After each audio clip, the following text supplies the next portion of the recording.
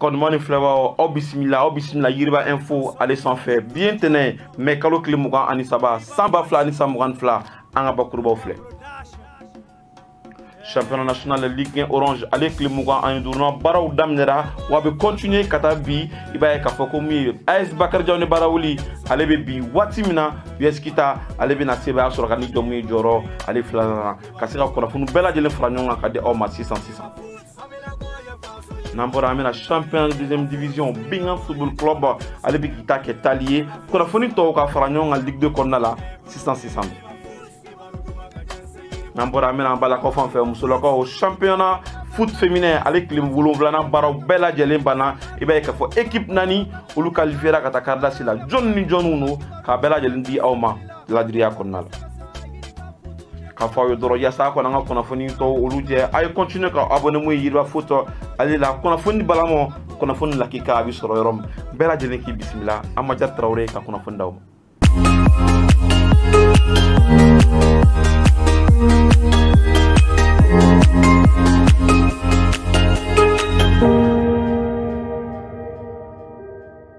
Anta Kobra da Gindala champion national de Ligue 1 Orange ale Klimougan Anidourna Barao olu daminɛra i b'a ye k'a fɔ ko mun ye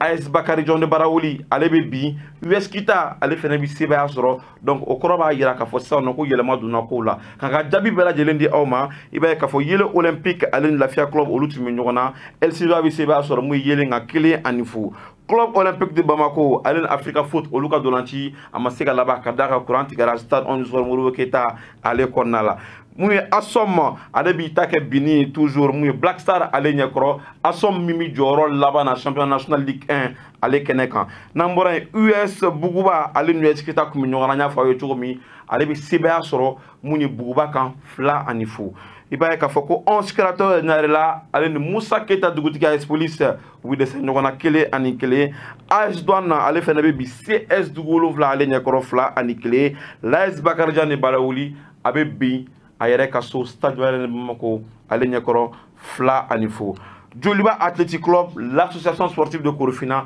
n'an bɔra yen an bɛna USFAS ale ni mun ye AS Stral de Bamako Gosson min mun fɛ u ni Sarasu bi ma sara an ka sɔ o kɛta la donc nin ye championnat national Ligue 1 ale tile 25 baaraw ka se k'olu fara ɲɔgɔn kan k'olu di aw ma classement ni ala ma basi wɛrɛ kɛ tɛnɛn wɛrɛ an b'a bɛɛ lajɛlen fara ɲɔgɔn kan k'a di aw ma ladiriya kɔnɔ championnat de deuxième division y'a fɔ ye cogo min na mun ye Bingham Football Club en tout cas i b'a ye k'a fɔ en démonstration i b'a ye k'a fɔ u bɛ sebaya sɔrɔ 3-1 an ka ciden kɛrɛnkɛrɛnnen tun b'a kɛnɛ kan Bajire a ye mun sɔrɔ an ka jɛ k'o lajɛ Championnat Ligue 2 tile 8 baaraw kɔnɔna na alamisa don min ye mɛ kalo tile 19 san 2022 Stade Mamadou Konate ale kɔnɔna na tɔn belebeleba 2 karila ɲɔgɔn na yen nɔ FC Binga FC Jara sanga 24 ale kɔnɔna na FC Binga gardien Ngolo ale bɛna ballon cɛ ɲumanba dɔ labɔ wala sanga 41 na ale kɔnɔna na Mohamed Konare FC Binga dolancilan don ale bɛ cili fɔlɔ sɔrɔ k'o don Sengela fiyebaw tɛmɛlen kɔfɛ ka bɔ yen degeden karamɔgɔ kumale a ka cɛdenw fɛ u bɛ se ka don ko kura ye kantolaci ale daminɛ corner dɔ bɛna sɔrɔ sanga 51 na Youssou Koulibaly FC Binga dolancilan don ale b'o tɛti k'o don cili kɔnɔ sanga 62 na ale kɔnɔna na Jalo Binga fanfɛ ale bɛna cili sɔrɔ ka don ko sabanan kɛ min ye sanga 75 na ale kɔnɔna na Omar Diallo FC Binga défenseur do ale bɛna carton rouge sɔrɔ FC Jara bɛ wuli ka jɔ bonya sanga 83 na ale kɔnɔna na min ye k'a fɔ Zan Dumia ale bɛna 1 sɔrɔ k'o don o bɛ dɔ bɔ cɛlu ji la ka kɛ 3-1 dolanci ale bɛ kuncɛ o cogoya la sebaya ale kɛla FC Binga maaw ta ye 3-1 Binga Football Club ka o sebaya kɔfɛ tile 8 kɔnɔna la i b'a ye k'a fɔ résultat tɔ minnu bɛ yen nɔ olu de filɛ mun ye Leader Foot ale ni FC Massa tun bɛ ɲɔgɔn na Leader bɛ sebaya sɔrɔ 2-1 AS Guerrier Africa Foot 2-1 Flani kele ka taa mun ye Africa Foot ale kanu na ASCB FC Alay bɛ sebaya sɔrɔ 1-0 mun ye FC Lakika ale bɛ bi FC Gawusu ale ɲɛkɔrɔ 2-1 mun ye Azi FC CSK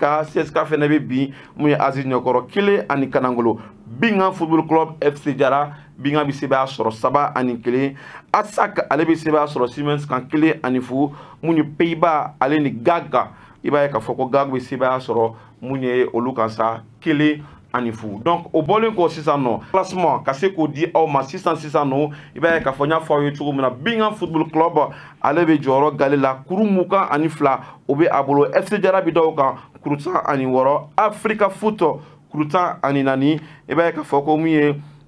Asaka alebe joro durnana kuruta nan babolo FC Alaya alebe munye joro woro nana Guerrier alebe joro wolomlana na FC Gausu. Donc ale fene be joro sheknana o wati Siemens Lakika olubi joro sheknani joro konotonana. Donc duguma sa munu me blemana o koroba yira ko munu ni 3e division ka suru iba ka foko ASCB GAC FC Pays-Bas Asie FC FC Massa fokata se Centre Salif Keita. Amena 600 no munye programme wore o di omani o 9e journée ale programme toujours Ligue 2.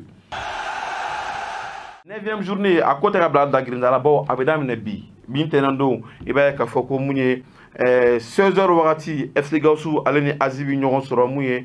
AS Real ale ka terena munye Iswas ka terena sa munye ASCB aleni nakika olubna masaranga show oketala yino. Donc munye CSK Africa Foot fokata se FC Massa aleni alaima o duranchi nunu bebe tan Stade Mamadou Konaté ale konnala. Donc chini mardi do Mamadou Konaté konnala toujours munye FC Jara aleni AS Guerrier olubi nyogon soro nege kanyatan woro o dana manango chini minute bisabaye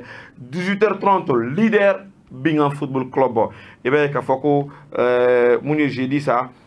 Mamadou Konaté konnala toujours ebe ka foko GAC aleni FC Siemens olubi nyogon soro 16h30 18h30 watu la munye Asaka aleni Pays-Bas olubi masaranga show oketala. Ameji doni mi kasi ngana munye musolakaw ka championnat o kuna fonu di awma.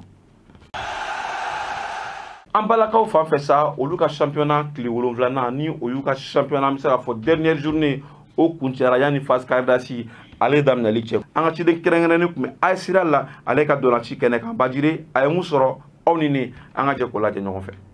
Stade Mamadou Konaté ale konnana musolakaw ka championnat de la ci okumbolo daleme min tumbe AS Real ale ni saramaya de kati olu ñonche sanga tan kelena ale konnana AS Real bina bi folo soro ko do bi do baka Massan Traoré sanga mugo annana ale konnana saramaya maw fanfe umu ale bina bi soro ko odo Sengela fiebo bibo kanga sengela fiebo kofe ntolanchi ile alebe kunche ne chikwaina kono fonu mun sur la clé wolana kono olu de fleur muy Amazon ale seba sur Tigres ale kan duru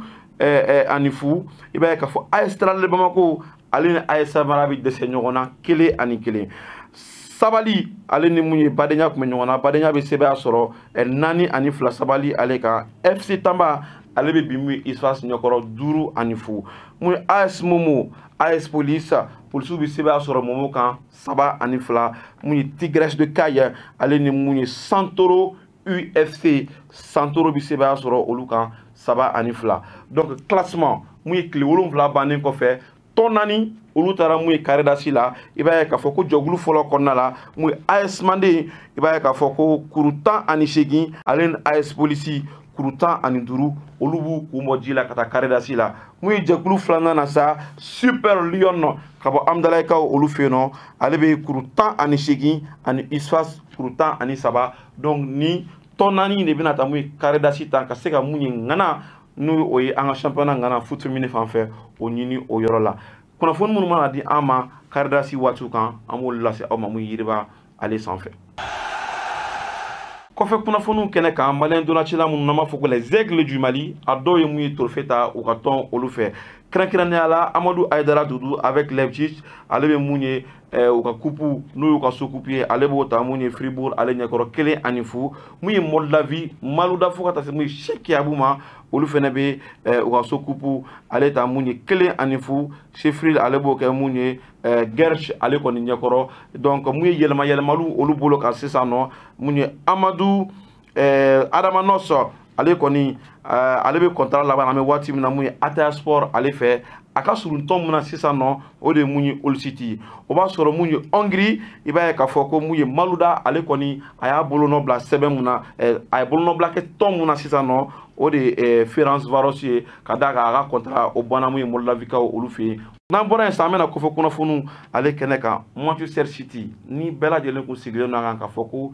championnat anglais n'o ye Premier League k'a bɛ tan fo dernière journée wa a kɛra mun ye donnaci dumanw ye ka da kan City supporters olu kun sirannen don kosɛbɛ ka da kan Filanifu Steven Gerrard n'a ka denmisɛnw tun y'o ko la nka mun ye Pep Guardiola a m'a ka kumakan laban fɔ a ye yɛlɛmaliw boloda yaasa ka tɔn bɛ se ka segin ka na cogo min na u ye saba kɛ an bɛ se ka fɔ cogo min na Steven Gerrard ale n'a ka cɛdenw na o y'a sɔrɔ Liverpool ale fana bɛ ka gagner côté dɔ in fɛ donc o b'a to mun ye City 105 kɔnɔna la ale bɛ kɛ mun ye Premier League ale champion ye siɲɛ 4 donc an b'a f'u ye ko